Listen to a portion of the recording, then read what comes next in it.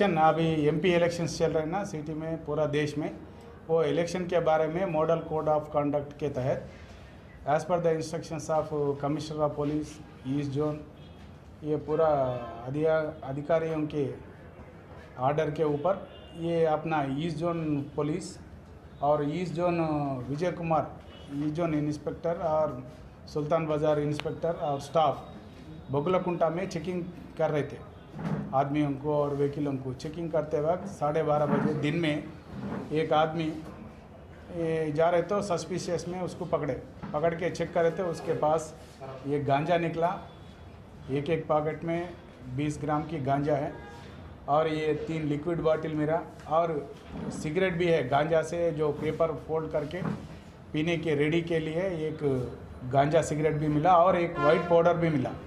ये सस्पिशन के तहत उसको कस्टडी में ले लिया।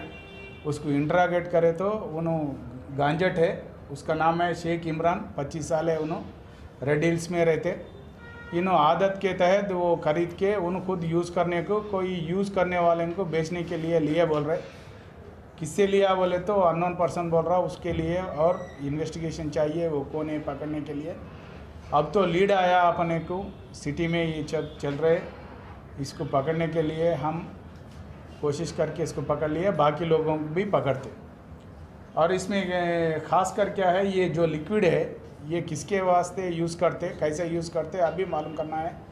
ये लिक्विड में कितने अंदाजे किसके तहत वो नारकोटिक है नहीं है, वो एफएसएल भेजने के बाद मालूम पड़ता।